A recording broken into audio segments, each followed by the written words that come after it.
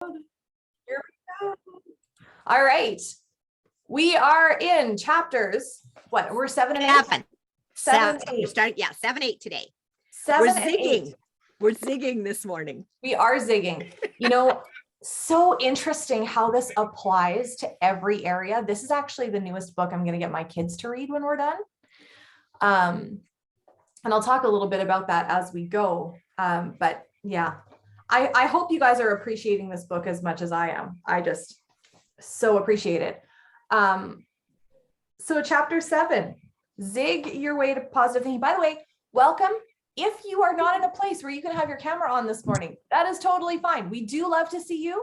We love to see your faces, and we do not expect fully done. If you are in your robe with a cup of coffee, that's great. We're all family here, and yes, but it is recorded and will be up on YouTube.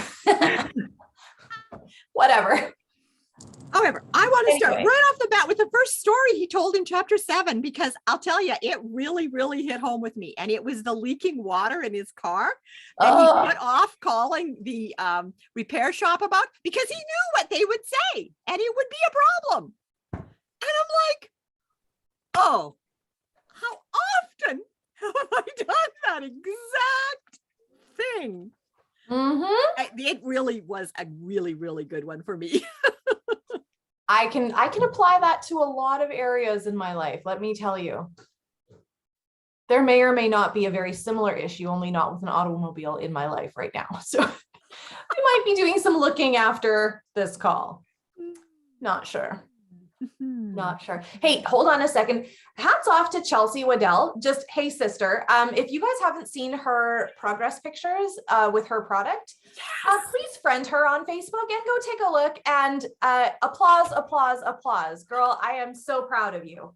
Things are, I know how great you're looking, so I know how great you must be feeling. And that is what we are championing for you. So way to go. So excited for you.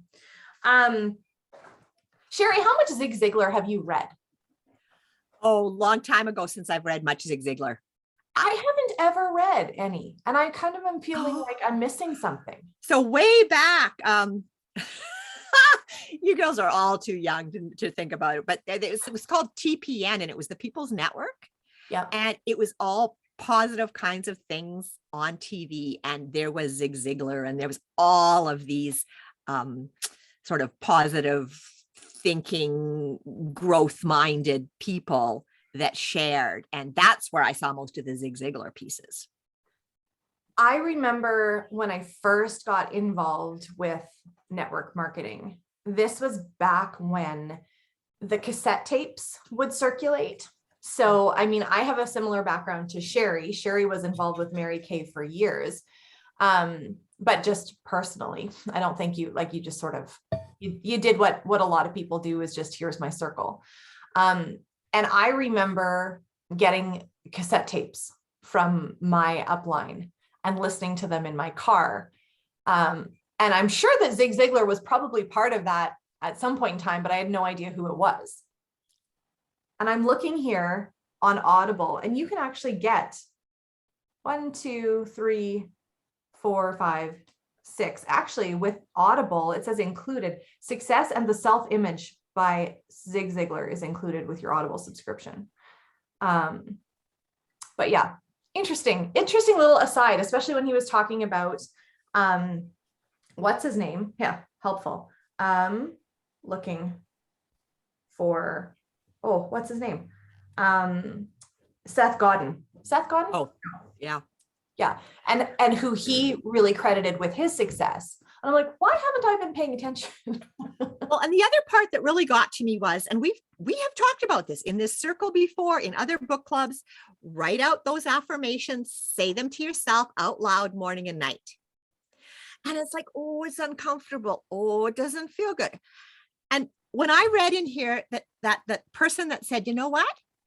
If it's too uncomfortable to be in the bathroom with the door closed, talking to yourself, looking in the mirror, you're not ready to move out of your comfort zone to move forward. You're just not ready. Actually, Emily Gibson just offered free screensavers or backgrounds for your phone. And I think I messed up when I went to try to get them. But if you go, it's possible it's still on her stories, but they're all affirmations or affirmative statements that she made. Yeah. And so if you go to her stories, I think that they're right there. Oh, hold on. I'll check. Anyway, that's a good idea too. Like, make something up. It doesn't need to be pretty. It could be. I'm sure you could look for affirmation backgrounds for your phone or whatever. But what I thought was really interesting is when he started talking about affirmative statements, I was like, okay, but hold on. Didn't we go through this where it's the whole, like, our brains will be like, liar, liar, liar, liar, right? And so if you guys haven't joined us before, or you're a little bit behind with this, the whole concept of this thing in soundtracks that we've kind of unearthed is that you can't lie to your brain. Your brain is very smart. Your brain is very, very smart. It will call you out if you don't believe it. But yet, and I know I'm skipping ahead here, we are so okay with believing complete bold-faced lies about ourselves often. And we play those soundtracks often. All the time. Often. I would love to hear from you guys if you're willing to share, even if you just want to share in the comments, what some of those bold-faced lie soundtracks are that you are willing to believe. What are they? Yeah, Amy, I love that. I love that check, right? So back, I think it was last week where he was talking about the kind of the 3 steps to verifying your soundtrack, right? Is it true? Is it right? Is it Kind. Was that the last 2? So that's sort of what your threshold is supposed to be to go through there. Is your soundtrack true, right, or kind? And if it is not those things, it is not helpful to keep playing in your head. But we're just so willing to keep them on repeat, aren't we? I was going to say a verse I really love. I'm just waiting to get gas. I'm on the road this morning. And my husband reminds me a lot, the verse that says, think upon these things, whatever is true, whatever is noble, whatever is lovely. Somebody else can help me out. Yeah. And it's like, like, that's what I need to be thinking. Like, I think it was last week he caught me, like, I was like scrolling on something. I got onto some weird thing and watching something, and I think it was about men being pregnant. Anyways, they're not. They're, you know what I mean? They're have some of the body parts. We won't get into that. Okay. Anyways, and he's like, "Why are you watching this? This is so not useful for your time." Yeah, I know. And he's like, and then he says, what are you supposed to be doing? Think upon these things, whatever is lovely, whatever is true, whatever is good, right? And he reminded me, I was like, you're right. This is not helping me. I have so many other things. Oh, thank you. Finally, brothers, whatever is true, whatever is honorable, whatever is just, whatever is pure, whatever is lovely. Yes. So, you know what? Like, yeah, that's where mine should be. And yeah, so that was it was a silly thing that I got onto, and I was, but he just totally, it was like a switch. He's like, find some, like, if you're gonna really scroll on stupidness, find something at least worthwhile scrolling. Read your Bible. Yeah, okay, fine. Yeah, right. So that's Philippians 4:8. If you guys are watching the recording later, one of my favorite verses. And if you're looking for a really good, solid Christian author that's going to really infuse that concept for you, Elizabeth George is somebody that I have loved for years. I saw her at a convention when I was younger. I was in my early 20s. I had just had my first baby, and she just exemplified that older woman role and speaks exactly the way she writes. And when she writes, she refers to her audience as dear ones or something like that. And just really oozes love and acceptance, but gently guides you back to that pure, right thinking path. So if you're looking for somebody who's just super fantastic on the Christian author side, Elizabeth George, 1000%. There is an Elizabeth George that writes fiction. It's not her, just the other one. So anyway, yeah, I love that, Jimmy. I love that. You know, the other thing that this made me think of is this story that he was telling about the car and how his wife got in and said, it smells like a swamp in here. So here's my next question. Have you ever shared some of these soundtracks? And I know that in the comments, we had a couple of these. Amy shared here, my body wasn't made to fit clothes properly. Have you ever shared some of these stinky swamp smelling thought processes with people who love you and they look at you like you have just opened the door to the sour garbage container and they're like, what are you talking about? Like, oh, that's right? Somebody who knows you well, and all of a sudden you've revealed these stinky thoughts to them, and they can't believe that you're thinking them. You guys ever experienced that? Where then all of a sudden you like, look, you step back and you're like, oh, you mean you don't believe that about me either? I thought that was truth. I thought that was just basic.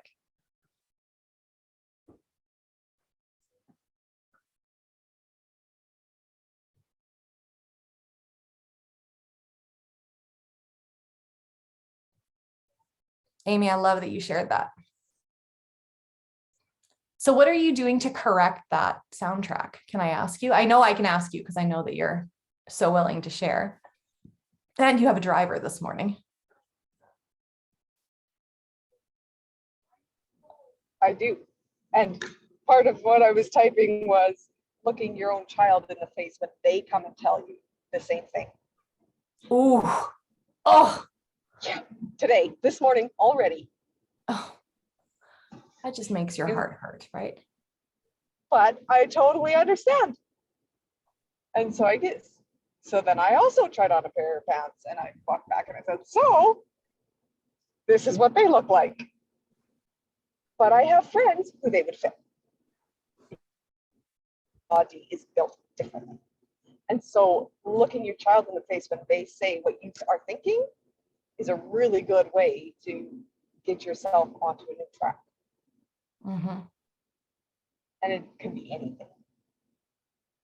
And that's so good that you're so intentional, Amy. Like you are doing good work with those kids by reframing those thoughts. That was exactly what I was going to share when we hopped on early this morning. So yesterday we had a track and field day, and my youngest is ridiculously athletic. He loves doing things, and he is one of those people that only does his best all the time. There's no other gear. We do our best. Always, always, always.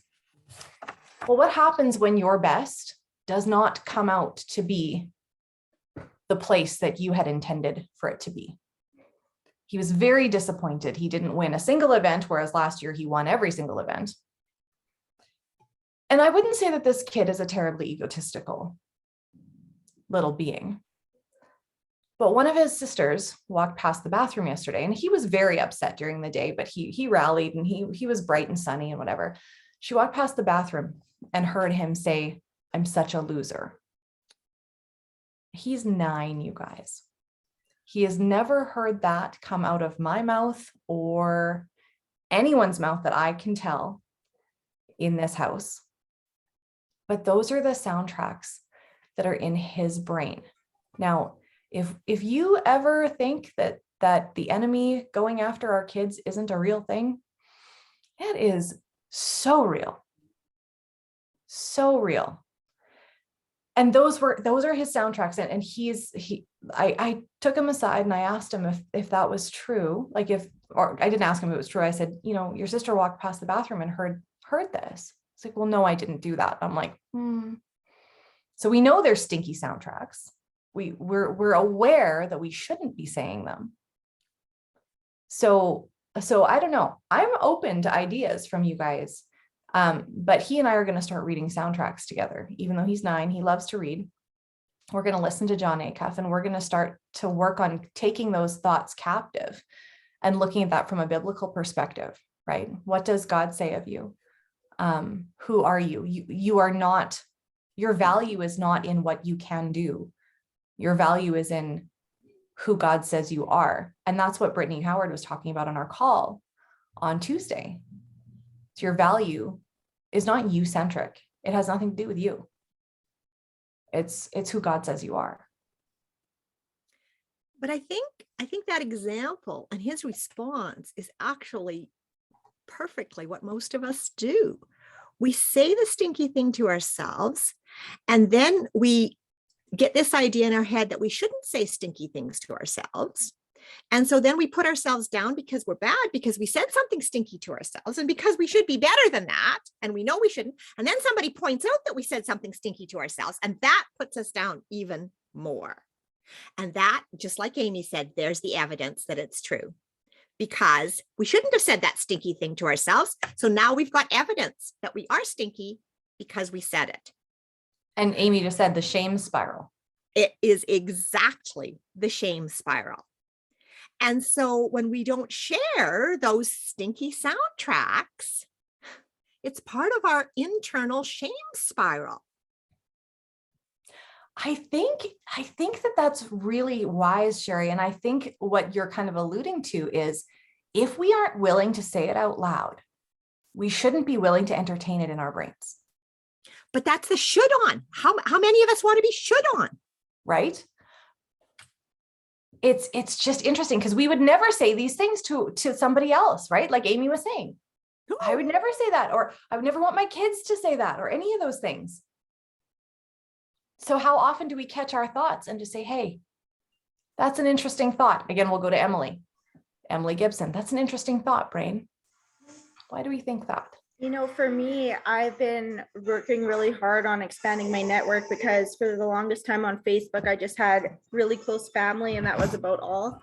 And so I'm re-adding all these people I went to school with and having these conversations, and just, oh, like, what are you doing? And they're successful, like, I'm lawyer, I'm this, I'm that. And then I was talking to Jimmy Lou, and I'm like, well, like, I just feel like I'm just like, what am I compared to these people? I'm a waitress and I'm selling Plexus. And she's like, what? She went off on about like 100 things that I am, and totally corrected that soundtrack. And so, you know, if you need your soundtrack corrected, just call Jimmy Lou. And she'll tell you. She'll correct it really quick for you. And she just couldn't believe that I thought that of myself. But it also happened at a time, like, my godmother has been absolutely not supportive in anything I do in my life. And she sat down with me and she's like, I just wanted more for you than selling product on the internet. And I just, you know, that played in my head. Oh yeah, can you believe that? Really nice. I have so many things to say about that. I know. And so that spiraled in with then having these conversations with these people, and then self-doubt, like, can I actually make this work? You know, and then Jimmy Lou's like, ah! And I will respond just lightly because I have to, and I can't not. Even on your dad's story, right? If you were just selling a product on the internet, okay, maybe if that was, maybe, but if you wanted to do that, go for it, right? But you just changed your dad's life because you decided to sell a product on the internet.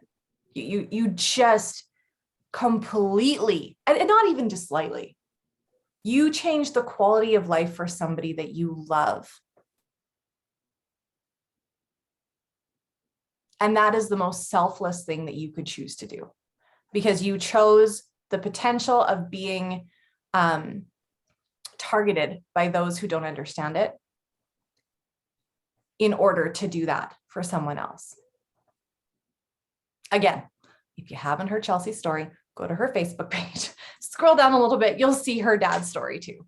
So I'm so proud of you that you are doing this work to change those soundtracks. And I'm so glad that you are with Jimmy, because she's like the tape switcher. She's not even like the soundtrack corrector. She's like gonna stick a whole different tape up there that's gonna play a completely different line. Amy? I want to say how incredibly brave you are, Chelsea, on sharing that soundtrack and that experience with somebody else. And you are very brilliant in choosing Jimmy Lou, because she's going to tell you the truth, and she's going to repeat it and repeat it and repeat it. And now when you listen to the old one, because we still have the old one, your dial is going to switch lower and Jimmy Lou's voice is going to ring in your head for you to grab onto. This is why I love our community so much. Can you guys hear me okay? You bet. So here's the thing is that we know that in society that it's just so normal for people to go negative. And so it does beat down on you. You really, it can, right? I am trying to find out more about, you know, this illness that I'm dealing with, and you know, I'm in some support groups, and I'm really excited about just bringing my positivity into all of it. But man, like it's interesting. You forget, because yes, Plexus, our community is so amazing, and you know, we lifted each other up and we challenge each other, right, to live just a whole different way of thinking about life, right? It's just a total switch, you guys. Like, just normal people on a daily basis, you know, they just, everything is so negative. I think, you know, just life in general, right? And so when it comes to, you know, you get told, you know, this is gonna happen, and this could be the outcome. You know, I've had to really tell myself in this last week that, you know, I just have complete hope that what I'm doing is going to work, that this is not something that is going to keep me down, that I'm going to, like, so I've had to play these things over and over again in my mind, that, you know what, I right now I'm on a different food, you know, like there's a bunch of different foods I can't eat, you know, and changing all that. And instead of telling myself like, oh, I miss blah, blah, blah, blah, blah, I'm like, oh, I'm so grateful that I can eat, I don't know, quinoa salad, you know, or whatever, right? I'm so grateful I can still enjoy coffee, right? So I'm trying to do that switch, because it right, your mind wants to tell you everything negative at this time in my life, and I'm just trying to flip that switch, flip it on a daily basis. So and I'm so grateful for this community, 110%. You guys have been so amazing at being so supportive and encouraging, and yeah, so that's, I'm so glad. I don't know where I'd be without Plexus right now in my life. Thank you, Jesus. Amen. Amen. Let's look at all those new groups of people he's sending you, Jimmy Lou, so that you can get them uplifted. There's a plan and a purpose for all things, right? Oh yeah. Diana has just added in the comments here, a soundtrack can be something someone else told you or something you tell yourself. Yep. Yeah. And when someone else tells us something, we can choose, if we have the skill and knowledge, whether or not we incorporate that into our personal soundtracks. But as children, we tend to just accept everything, even if it isn't what the person said, even if it's only how we interpreted what the person said. And I think this is a big key on the children's side. And Sharon, I know will have some experience, but you can say something to a child and you think you've said something that's a positive soundtrack, but that's not how they heard it. And they repeat it how they heard it. My girlfriend, who's a psychologist, she's been going through her master's degree for years. And I remember her telling me once about, as children, there are layers of cement that are laid down in our development. And there are crazy things that we will lay down in this cement, beliefs and whatever. And they are literally like cemented into our psyche as we grow older. And it's exactly that. You could all of a sudden uncover this layer where it's like, whoa, and it is a fundamental belief that you didn't even know existed or why it was there. And it kind of goes back to that. And again, I cannot remember why or where we were learning it. Sherry, my brain.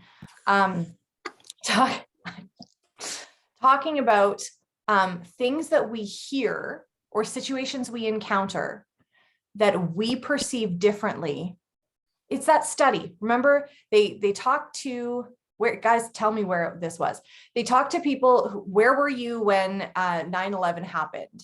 And they were a group of college students, and they wrote it down. And then 10 years later, they were asked where they were, and they gave a completely separate account. Then were shown their own handwriting as to where they were. And their thought was, oh, I don't know why I lied about it, but I know exactly where I was here, right?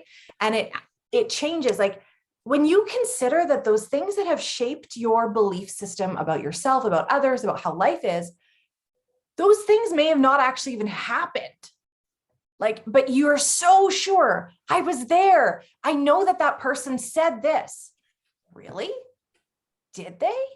Because we know that psychologically we will change what happened as years progress. Kind of like ends up being like, you can't even really trust your own perception of what happened. And this can go deep into marriages, friendships, relationships with family. Whew. Y'all thought you were just taking supplements, didn't you? When you started this, you thought you were just going to take vitamins. You didn't know that we were going like archaeological on your psyche. Huh. Welcome to Plexus, personal growth with a compensation plan. And I honestly think, you guys, if you're not getting paid for this kind of work, you really need to, because it's hard work. It's hard work to work like this on yourself. I really liked it. Page 145, when he says, the next time you're in the middle of a stressful situation, ask yourself, am I focusing on the problem or the solution? Because no matter how long we spend focusing on the problem, sharing the problem, telling our friends about the problem, gathering evidence about no matter how long we spend on that, it doesn't get us to where we actually want to go, because it's not providing us with those feelings, with that support that will move us out of the problem. So I really like that question. When there's a problem, when there's an issue, am I focused on the problem or am I focused on the solution? And I'm sure nobody here does this. I'm sure none of us do. I'm sure we can think of a lot of other people that just like to talk about problems. I always speak for myself, just saying. Totally. Me too. And talking with kids too, right? And I'm sure that my kids are going to be like, one of the things they're going to be able to repeat about their mother is going to be, are you a solution seeker? Or are you a problem finder? Are you a solution seeker? Yep. But it's I think that's the challenge if you're taught to edit, is that focus. Yes, Sharon. Yes, Sharon. I was just going to say, like, with us too, because we are all in a little bit of a position of leadership here, whether it's like of your kids or like 2 people under you or whatever, your whole team. I think that we need to be cautious with that too, to make sure that we're not judging someone else and thinking that them focusing on or defining it for them, that's saying, oh, they're focusing on the problem, when that is actually their process, because different people process different ways. Some people are going to process, and it seems like they're talking about something a lot, but that is actually them focusing on the solution. It just doesn't look like how you would do it. But these are also the people, that they come out of the situation faster, but there's someone who They don't stay in the problem. They don't have a track record of that. They don't do that. But their process does not look like your process. And I think that we need to be very careful to not discourage and not to knock people whose process looks different than our own. Because I think that that's the danger. I don't know if that makes sense or not. That makes total sense, because in some cases you have to spend enough time in the problem to actually know what the problem is. Yeah, and I think it depends like how big and how deep rooted that problem is, and what may just seem like a surface thing to you when you're looking at someone else, it is a huge thing. It is one of those things that it is, what is behind that is cemented into their very being for generations and generations. And this is like hard to break down, not impossible to break down, very possible to break down. But it's yeah, I just think it's important to respect other people's processes. So it's something I know my dad always says and has really brought out and stuff with what he does, because he is a clinical counselor, right? The process looks very different for very different people all across like the spectrum, right? So learning how to recognize that, I think, and encourage that in other people, especially when it looks very different from yourself. That's a skill that as leaders, yeah, hopefully we're all learning, right? I love your dad. I kind of wish he would join us on some of these things. This would be super fun to just get his brain. He, you know what, he probably, when he officially 100% retires, because he's still running his private business, he would. Right now he's just afraid that it would be like conflict of interest, right? But he quite likes Plexus and their products and different things. So yeah, that's not impossible. That's so valuable, Sharon.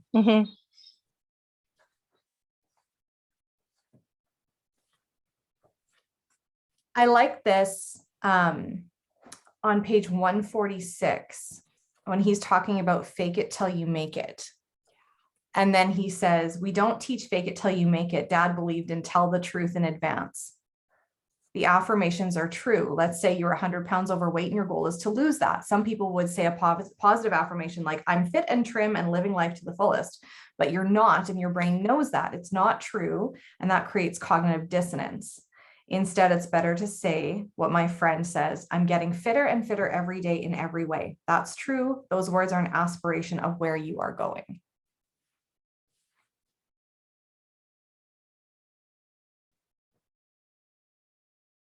So if we go back to referring to Fallon Rabe's original affirmation that she told herself, maybe that doesn't work for you, where she would say, we have the fastest growing team in Plexus, right? At the time, it wasn't true, but she latched onto it as a truth in advance, right? So you can say, we are growing the fastest growing team in Plexus, or we are growing the largest team in the company, or whatever. Maybe you gardeners want to try some positive affirmations over your garden. I am growing the most abundant crop. I'm planting what will be the most abundant crop ever, or something, right? It doesn't all have to refer to Plexus, but that made me think of that. So putting the new anthem on repeat. The 48 haircuts thing, I just always makes me laugh, where he has purchased 48 haircuts in advance. What a deal.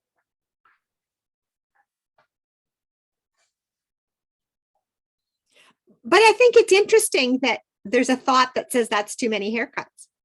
Yeah, right? Like, really? That's He interesting. said 2.7 years. I'm like, oh, he's covered for like almost 3 years. Yeah.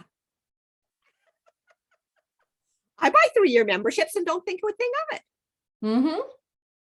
I just thought that was so interesting. Yep.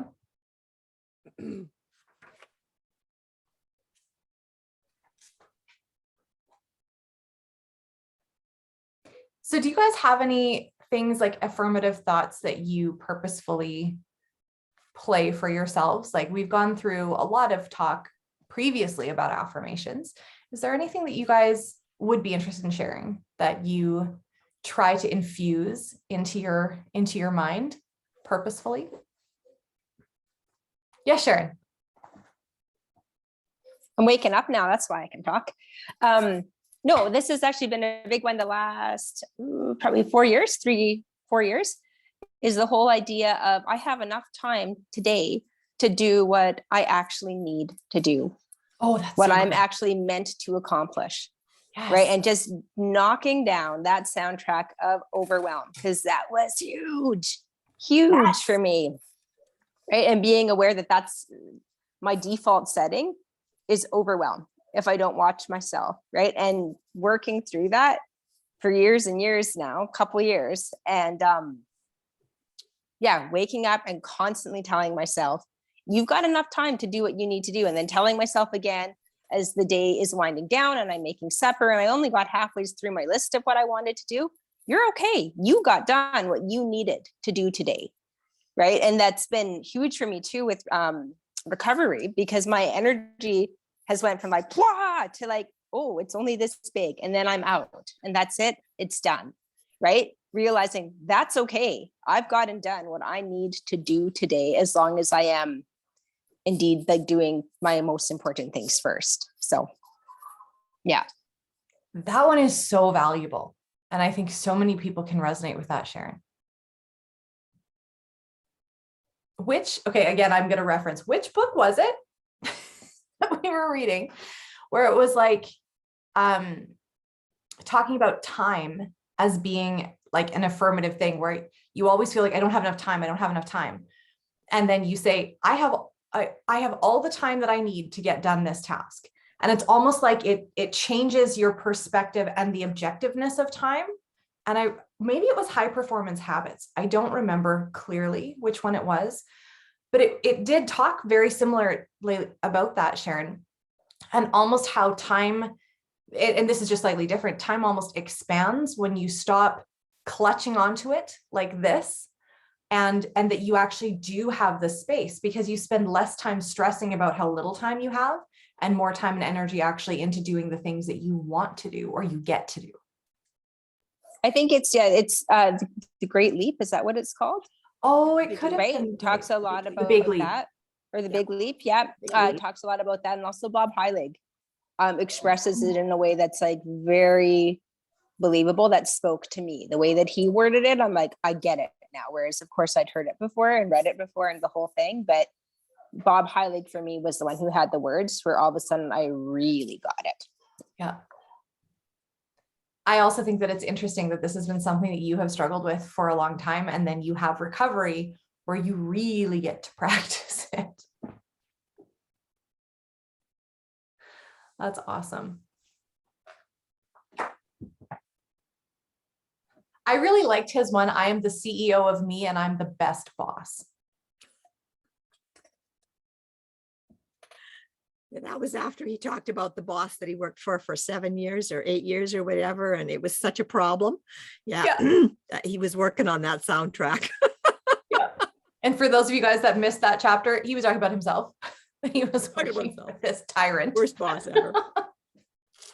I've been a tyrannical boss before. I think I could see that. I could see that.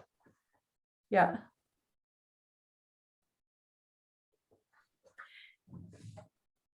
So he talks about this new anthem.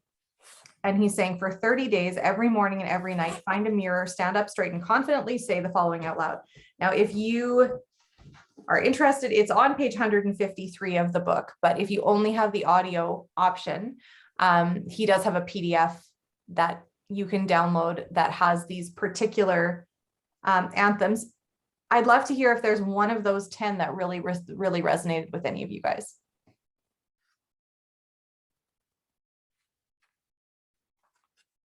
Of these ones, the one that is the one that I use a lot is everything is always working out for me. Yeah. And if I'm having a moment where it doesn't seem to be a fit, I can pull all kinds of evidence where it is a fit. And that helps move forward. Sherry and I are doing the messaging, or just finished doing the messaging for this 3-day chat. And Sherry sent me a message and she's like, we're just a disaster, aren't we?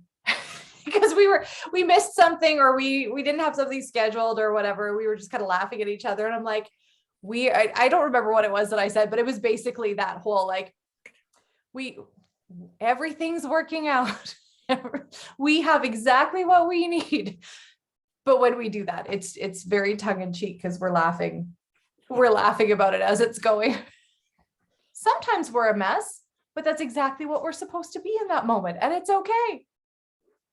It's like Emily talked about showing up at wherever she said that she was showing up at it must have been like a diamond group where she's in a chat group with somebody from corporate and a couple other peers. And she showed up and she's like, I know I'm a lot. I know I'm a lot to handle. I can be a lot to take. And she said, I felt like I needed to apologize to everybody. And then I thought, no, sometimes I am a lot and that's okay. I'm 50% a mess and 50% amazing. I think that is actually an affirmation that I use a lot for myself now. I am 50% a mess and 50% amazing. So it's okay. I'm allowed to be a mess sometimes. Anyone else? Number 3, the only person standing in my way is me, and I quit doing that yesterday. Diana, I love that one. I like it, but I find my brain says that's not true because I didn't quit doing it yesterday. I'm still doing it. So my brain wants to argue that one. Yes, Sharon. That's where though too, like I know I finally listened to it last night and then like looked up the PDF and gave it a read. I'm actually going to rewrite it into words that would be more like what I would say, that are more like where I'm at, where my bullying can be it now, or believe it now. Right. So it's like, I'm practicing getting out of my own way since, and I love it. Like the example he gave in the audiobook about, he had a friend, a lady that actually gave a date to it.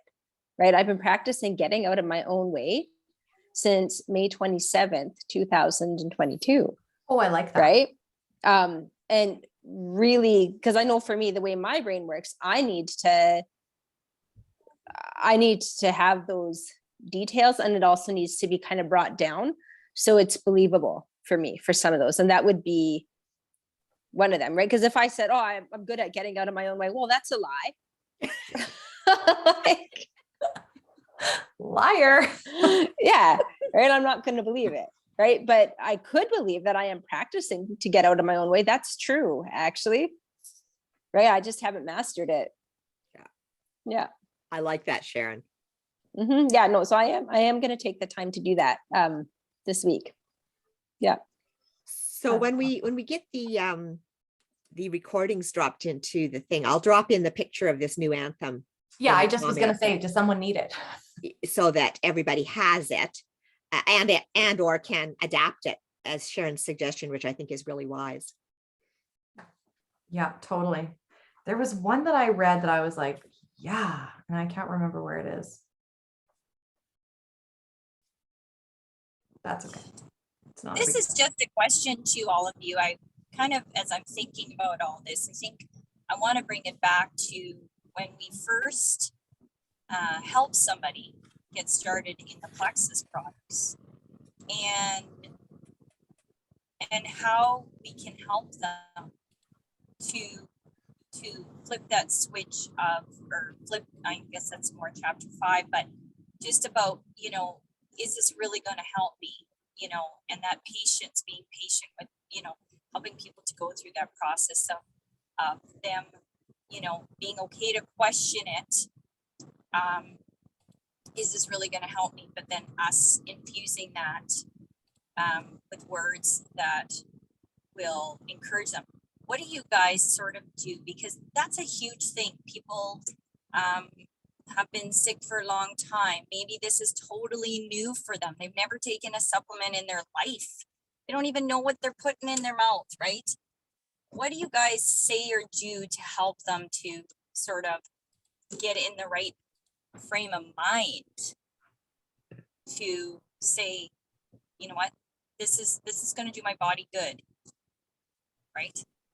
I'd love to hear from people if you have something that you like to put in a group or in their chat.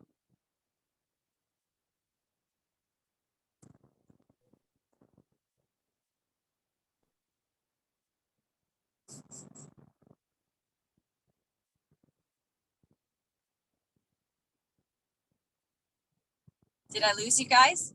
No, we're good. People are thinking. Oh, I can't read anything, or I shouldn't read anything. No, don't read me. We'll read it to you if it's there. Don't worry. Just eyes on the road.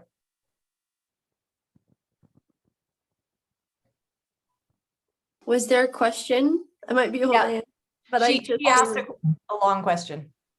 It was a long question. What do you do to help to encourage people that flipping that they're maybe going into this with sort of a skeptical sort of, brain or thought process of will this actually work for me, right? How do you flip that for people? How do you encourage them? What do you say to support them? I think I used to say it was only, really one way to find out. It's by, trying it. And if, the worst thing that can happen is nothing. So I think that's usually what I say, but that's, are we talking about getting people started on Plexus? Is Yeah. that what you're talking about? Okay. Yeah. That's Yes, the question that's- a lot, right? They're like, I don't really know if this is going to work for me because nothing ever works. And I'm like, well, there's only one way to find out. Worst thing that can happen is nothing. And if at some point you decide that, this isn't working for you, then, you can get 60 days refund. So I think the other thing is that sometimes when people come into Plexus, they have, I feel like we're like neck deep in the whole personal growth, mindset growth, and then you do encounter people who have never even considered that their thoughts maybe aren't true, or that they have the power to change the way that they think. And by changing the way that they think, it can actually change their health. It can change so much about their lives.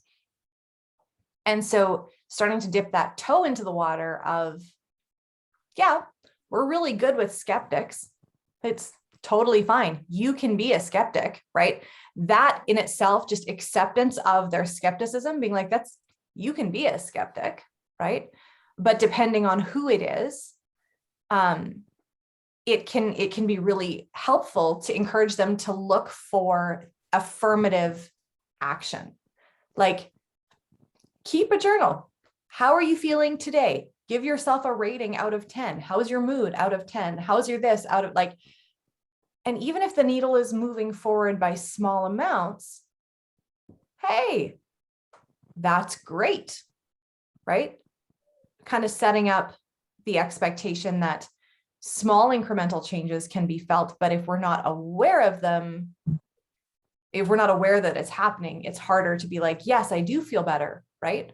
And if you're always expecting the negative, you're only going to be looking for affirmation of the negative. But if you're anticipating the positive, you will look for affirmation of the positive. But that really does depend on who it is that's coming in. And how open they are to change. yeah. I guess I'll give you guys an example because I'm learning this myself right now. I'm on a complete regiment of different things I'm supposed to be taking for my naturopath and along with my Plexus products. And so the thought came into my mind, like, the first few days, like, well, how do I know this is working? Right.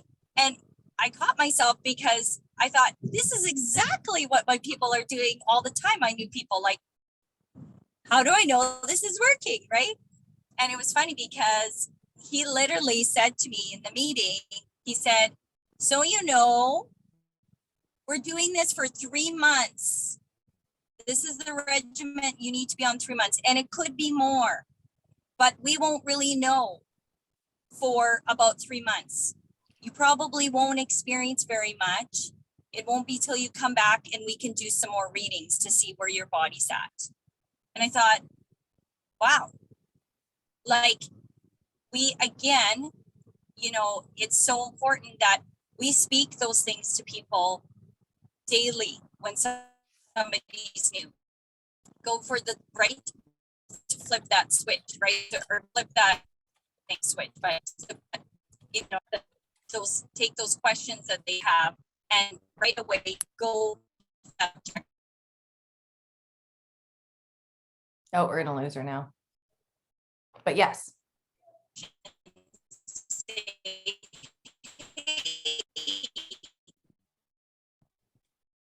You may not experience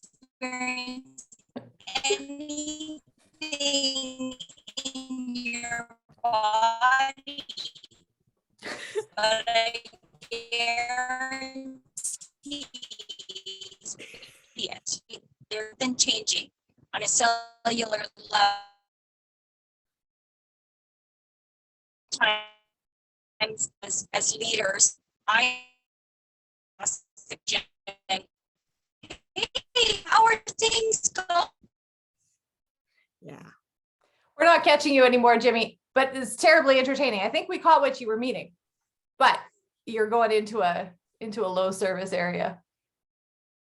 But it's very true, setting up accurate expectations, but also the way we ask questions so that people don't think they should have an answer if something's changing, that it's right to not be having big changes.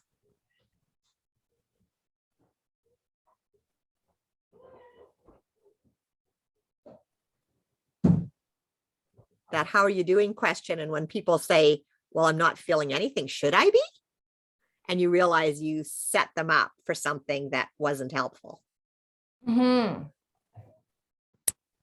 Thank you for me, Sherry. That's what I went out. Yes. Thank you. Yeah. Awesome.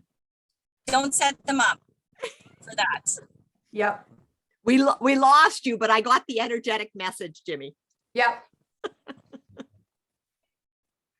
Yep. I really liked this. It was over on 159. Repeating the new anthem helped decrease overthinking and self-doubt while increasing satisfaction and productivity. So I'm really curious, who here thinks that they might be at a place where they would be willing to commit to saying a new anthem or some variation of out loud to themselves morning and night? It might start with whispering. I'm going to stand really close to the mirror and I'm going to say it really quiet. Diana's ahead of us. She started 3 days ago. Diana! Way to go! Woo! High five. I think it would be a really interesting thing to do and track. Like if there was a way, and I don't know how this would work out. You know me, I'm an ideas first and then figuring out the mechanics later. If you were able to conceptualize, how do I want to feel? What an affirmation do I want to say? How do I want to feel? And does this change the way that I feel? Does this change the way that I perceive things over a course of however long? I think we probably need to give ourselves more than a couple days. Yeah, more set the expectation. Yes, Amy, more than 2 days. What's his new anthem for? Is it 30 days? Yes, 30 days. 30 days. I feel like that could be a post in its own 30 in the days. Leader Lounge. 30-day challenge to changing your anthem. Yeah. Something just came to mind with this. Like if we had people, if we just said to people, just think to yourself or even say it out loud. My body is healing itself day by day. I'm getting, or something like I am getting, I don't know. Better and better. My gut is healing every day. My gut is my whatever.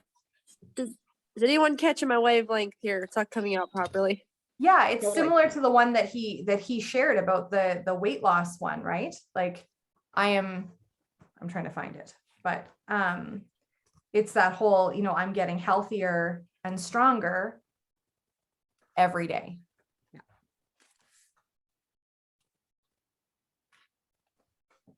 I think for me, it's choosing one or two. Like I know he's got 10 there, but for me, it's really zeroing in on one or two super important ones, because I could stand at the mirror and I could think of affirmations, like a list as long as my arm, and then I wouldn't remember what I was actually focusing on. So for me, focus is important. I don't know, maybe the 10 is okay.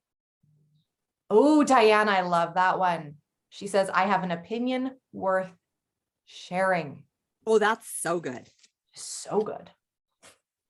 So good. And you know, you're right, Janelle, because if you write just one or two, you can put them on your mirror, and every morning, every night, you can say them. It also takes away a little bit of, oh, I'm too busy to do those 10. Like 10 would be, it's sort of like progress over perfection, right? Would we like you to take your vital biome and your ease on an empty stomach 20 minutes before you take your slim and then wait 30 minutes to eat? Yes. In a perfect world, we'd love it. But guess what? If you got to take them all at the same time and you just get them into your body, cool. If you only got half in today, awesome. It's better than when you weren't doing any of them, right? So maybe have a couple that are like your absolutes that you want to do every day, and keep the 10 sort of to the side and say, okay, progress over perfection. These are the ones that are really important. And these ones, if I get them in, I get them in. Sort of like going to the gym, being like, if I only have time to walk on the treadmill for 25 minutes, so be it. It's better than not doing it at all. Oh, sorry. I was going to say, Chelsea, I'm taking that one. I want to make a plaque or something that says, my body is healing every day. I love that. I'm doing that. So Absolutely. yeah, that's mine. So we will do a post up in the leader lounge. I don't know. We'll see how creative we get with all the things, but I think it would be really great if you were to look at your calendar. And I mean, we're going into June. So, I mean, you could just say it's until the end of June and give yourself a couple bonus days. And it could just be a 30 days of repeating the new anthem. Anybody who is interested in doing that with us, that would be so great. And in the comments in the leader lounge, we would love to hear what your new anthem is. If you choose to just go with John's stuff, cool. Nope, you do not have to rewrite it. Kate, can the perfectionists in the room listen, Linda, not really Linda, but listen, Linda. Listen, Linda. Yeah. See, in my house, it's listen, Linda's daughter, or listen, Linda's granddaughter, or listen, Linda's son-in-law, because my mother's name is Linda. You don't have to rewrite them. Because the perfectionist in you could say, oh, I've got to rewrite those so that they're for me. And then you could put it off for how long, and then all of a sudden you don't get going on the 30 days. Start it. If you want to rewrite one, cool, rewrite one. But the purpose is you need to start doing them. Because I could totally get caught up in that. Oh no, I want to rewrite them so that they're specific to me. Me. Yeah. Right? And I know Sharon will do it, and she'll have them done by like 2 o'clock this afternoon. So I'm not talking to Sharon. Sharon's going to do it, but I'm talking to me. I would totally do that. All right, guys, any other ideas on put the new anthem on repeat before we say goodbye? Do you guys feel like this is helping you decrease your overthinking? Is this book a good tool for you?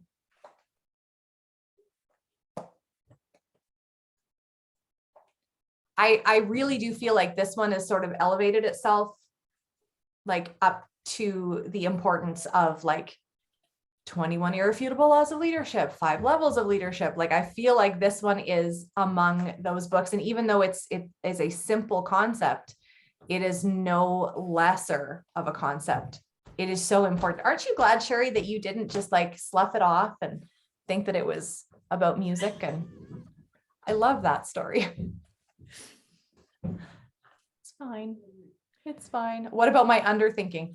Well, that's a whole different process. And can I tell you that the product of the month for next month is Edge for Canada. So maybe have some Edge. And we're going to talk about the slight edge. So we are going to be right holding in. So by the way, that's a great segue. We've got what, 2 more weeks left of this book? Just one, isn't it? The front. Oh no, it is just 1 week. It's just one. We're done next week. And then And that includes if you guys want to read the end, because he's got the new Anthem challenge on 217. Oh, look at that. By the way, new Anthem challenge, it has a whole little check marky boxy thing. So if you were looking for something to help keep you accountable for the next 30 days, there you go. Done and done. Slight Edge is our next book. So don't forget to order it. Sherry's probably got it right at her fingertips. She does. And we'll be excited to start that the second week in June. So that's the 11th of June. So thanks for being here with us, you guys. We'll have this recording up as soon as somebody presses the buttons. And yeah, have a great day. Thanks for being here. Bye.